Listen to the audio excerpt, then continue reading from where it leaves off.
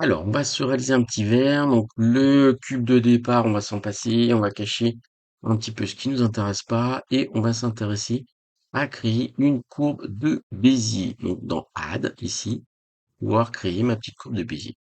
Vous voyez qu'elle se crée automatiquement. Elle a une certaine forme qui m'intéresse pas vraiment. Et pour cela, pour la transformer, je vais simplement, activer le mode Edit en me disant que j'ai pas vraiment besoin de cette courbe-là, hein. Donc je vais virer les différents points qui sont créés ici, sachant que mon point de départ il est là et que mon curve pane, je vais pouvoir l'activer directement et constituer ma courbe qui m'intéresse. Ma courbe qui m'intéresse, je vais la placer plutôt dans un mode orthographique ici, right, donc une vue de côté droit par exemple, ou de front, tout ce que vous voulez. Je vais activer également le grid mode ici, le snapping, ce qui va me permettre d'aimanter. En fait, une fois que j'aurai placé à peu près mes points, je vais pouvoir les snapper. Notamment, ce qui va m'intéresser, c'est que j'ai un axe central qui conserve bien les points au même endroit. Donc, je vais prendre cet élément et puis avec la grille plus ou moins définie, je vais commencer à faire mon idée de petit verre ici. Donc je prends cet élément et je vais construire le pied de mon verre. Donc là j'ai pas, je suis parti de ce point-là et comme j'ai activé ici, je vais zoomer un peu. Comme j'ai activé le snapping, je vais pouvoir le remettre. Normalement, s'il est activé, ça serait mieux. Voilà, je vais pouvoir l'activer et le mettre exactement à l'endroit qui va m'intéresser, c'est-à-dire ici au centre du monde. Je reprends ce petit point-ci, voilà, et je vais essayer d'abaisser correctement, voilà. Et à chaque fois, il veut pas, voilà. Et je vais continuer ma petite spline. Donc, ici, je peux prendre en considération peut-être le pied de mon verre, aller jusqu'à peut-être prendre, voilà, un élément comme ça. Alors, je suis pas obligé de prendre, comment dire, de faire des tangentes extrêmement bien définies. Dans un premier temps, je retournerai les, euh, les faire correctement. Donc je vais faire mon petit pied ici et je vais lui dire de prendre, on va essayer de dézoomer un peu, de prendre le côté de mon verre, de faire un petit élément d'épaisseur ici de mon verre et je vais placer la finalité de mon verre directement ici. Donc ce qui va m'intéresser, alors il faut bien se mettre sur le bon point pour le driver correctement. Et normalement ça se passe bien, sachant que pour le placer avec le snapping, vous voyez, hop, c'est quand même plus pratique de faire un move ici.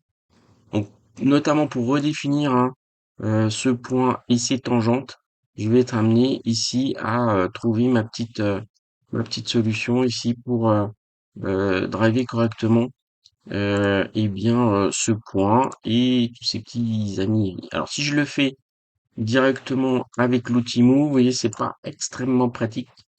Je vais y arriver, mais c'est pas forcément extrêmement pratique. Avec cet outil, donc le Curve Pane, normalement quand je clique bien sur le point, je prends le point et je peux le déplacer et je prends la tangente si je clique bien dessus et je peux la déplacer. C'est un petit peu moins pratique, je trouve, avec l'outil Move, mais normalement on arrive à peu près à faire avec les deux la même chose. Ah, là, c'est quand je le dis que j'y arrive plus. Voilà. Là, celui-là, j'y arrive pas. Alors, je vais simplement prendre celui-là et avec l'outil, s'il veut bien, essayer de zoomer un petit peu. Hop. Non, celui-ci, il ne veut pas. Alors, tuc, tuc, tuc. Alors, je vais enlever simplement ce truc-là pour le régler. Voilà. Comme ceci, c'est beaucoup mieux. Donc, je lui donne une position, une tangente qui va bien. Éventuellement ici, voilà, je vais pouvoir la régler. Et celui qui était récalcitrant ici, est-ce que je peux le régler? Oui, désormais, c'est une question de compréhension.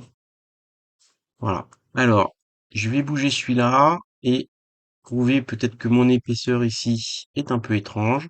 Donc, je vais régler à peu près mes différents éléments pour avoir ce qui me convient en termes d'épaisseur, en termes de bord ici, hein, par exemple. Voilà. Hop. Alors, celui-ci, c'est ce qui m'intéresse.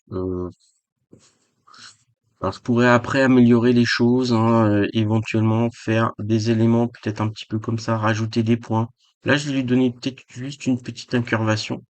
Peut-être que mon pied est quand même méga grand, donc je vais resnapper et rebouger tranquillement pour que, voilà, j'arrive à avoir quelque chose un peu comme ça.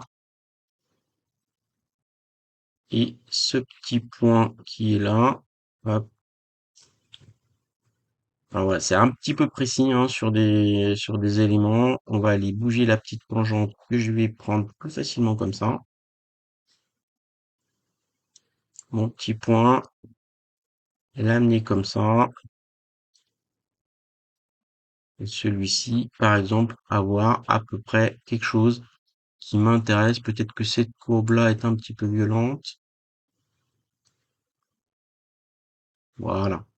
En gros, ça nous donne cette jolie courbe. Donc une courbe toute seule, ça fait pas grand-chose. Et il faut lui mettre un petit modificateur ici qu'on va trouver. Je peux même aller jusqu'à renommer cette petite chose en me disant que ben, c'est ici la courbe qui correspond directement au verre que je veux générer. Et donc, je vais prendre mon petit modificateur et aller lui générer un screw. Et voici mon petit verre qui va apparaître. Donc en fait, ça fait juste une révolution, une surface de révolution ici. Les steps, vous voyez que j'ai des steps ici, hein, au viewport. Alors je vais peut-être vous montrer le wireframe pour que vous compreniez. Donc les étapes, hein, les petites étapes, vous voyez la définition ici au niveau de la rotation pour obtenir mon petit verre qui va bien. Donc évidemment, on l'a en viewport et en rendu. Évidemment, c'est toujours stratégique d'avoir ce chiffre-là, ce nombre-là, plus important ou égal à celui qui est dans le viewport, hein, parce que je vais avoir vraisemblablement quelque chose au rendu qui sera plus défini. Donc si on va sur du 32 par exemple, hein, ça peut être pas mal pour avoir quelque chose d'à peu près défini. Donc si vous voulez voir à quoi ça correspond directement sans forcément faire un rendu, vous tapez hop, la même valeur et vous vous retrouvez ici avec quelque chose qui est facilement bah, customisable une fois que vous avez fait ça. Moi, je vous conseille de vous remettre dans une vue. J'étais dans une vue tout à l'heure right. Donc, je peux conserver ma petite vue right. Je peux même aller jusqu'à lui faire une. Alors, c'est pas une transparence, c'est le mode ghost ici. Et du coup améliorer ou en tout cas transformer mon objet pour me dire voilà j'ai le pied qui est peut-être un peu petit, un peu fin, un peu machin donc comme ça ou alors ce qui peut être vraiment très charismatique en réalité de ce truc-là, je pourrais même faire une copie de mon objet mais en tout cas je vais vous le montrer d'ores et déjà. Je peux transformer mon objet. Donc, par rapport à du polygonal, tout de suite, pour faire ce genre de choses-là, voilà, c'est vraiment beaucoup plus pratique d'aller, même si ma courbe là est pas très jolie, c'est quand même beaucoup plus pratique d'aller sélectionner eh bien ma petite courbe et de lui faire ces modifications euh, directement et d'avoir un verre plus ou moins voilà, qui va correspondre à ce que je veux. Si vous avez du mal à voir un petit peu le, le résultat, en fait, hein, vous pouvez toujours, c'est un modificateur ici, le screw, hein. Donc, vous pouvez toujours le débrayer, aller tranquillement bidouiller votre petite courbe. Là, ma petite courbe, et là, c'était celui-ci qui m'embêtait un peu. Hop, vraisemblablement qui doit se télescoper avec l'autre. Donc, on améliore notre petite courbe ici en allant chercher vraisemblablement quelque chose qui est intéressant. J'ai un petit point là que j'ai dû faire sans faire exprès, donc je vais juste le virer. C'est un petit point résultant qui n'a pas vraiment lieu d'être et je peux remettre mon élément et bien évidemment sortir. Alors là, ça impacte pas du tout mon rendu, hein. Donc le fait que j'ai un X-ray ici, un Ghost Mode, ça change que dalle en fait, hein, au niveau du rendu. Et mon objet, il est normalement bien défini. Donc on peut avoir des petits soucis sur certains éléments. Voilà, au centre par exemple. Là, c'est pas un objet polygonal. Donc à un moment ou à un autre, si j'ai besoin bah, que ce soit un objet polygonal pour faire une sélection de polygones, par exemple, hein. Si je regarde ici, j'ai Object Mode, c'est mon objet, et mon Edit Mode, ici, bah, j'ai pas vraiment une construction comme un objet en polygone, avec polygone, arête et point. Donc je serais obligé ben, d'empiler, de convertir en réalité cet objet, qu'il devienne un objet polygonal. Alors ce qu'on peut faire déjà sur ce verre là, c'est que on peut et bien lui faire une duplication, c'est Shift D. Donc Shift D, voilà, il me le met là. Si je fais échappe, ben, j'ai mon deuxième verre qui est exactement au même endroit que je peux pousser légèrement. Et donc je pourrais reprendre ma courbe et la retransformer pour avoir un deuxième verre, pourquoi pas, de manière à ce qu'il soit finalement, si j'enlève le screw ici, enfin si je l'enlève, si je le décoche, je retrouve ma petite courbe qui est juste là, et ça va me permettre d'aller au niveau de la courbe, éditer ben, les différents éléments, hein, par exemple, et par rajouter, une petite bêtise, de prendre par exemple ces éléments et de les faire bouger directement pour avoir par exemple une flûte, hein. Donc, en adaptant un petit peu les différentes courbes qu'on a ici, je vous montre juste ce que ça peut donner. Voilà, là j'ai un très grand verre à eau par exemple, pas une flûte. Il faudrait que je l'adapte aussi hein, sur la largeur, le bas. Donc ça c'est une première chose. Et puis ce qu'on peut aussi faire, c'est on a dit Shift D. Hop. Alors faut que je sois en Object Mode, je pense. Il me l'a pas fait. Alors Shift D, voilà. Je fais échappe et j'ai mon troisième verre qui est ici. Et ce troisième verre, je peux lui faire normalement une conversion directement.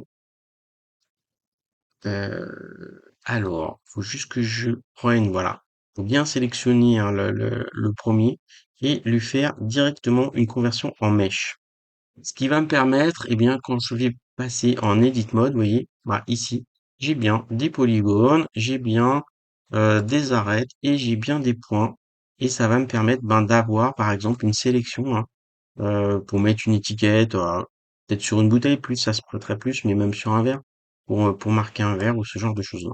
Voilà, donc les quelques étapes qu'on a pour faire un verre et modifier et transformer un verre ou plus généralement tous les éléments qui vont nécessiter une révolution, en réalité un screw ici directement, ça permet de faire beaucoup de choses beaucoup plus rapidement quand euh, dans ce domaine hein, de la révolution que en polygonal et après ça n'empêche pas du tout de le transformer en polygonal.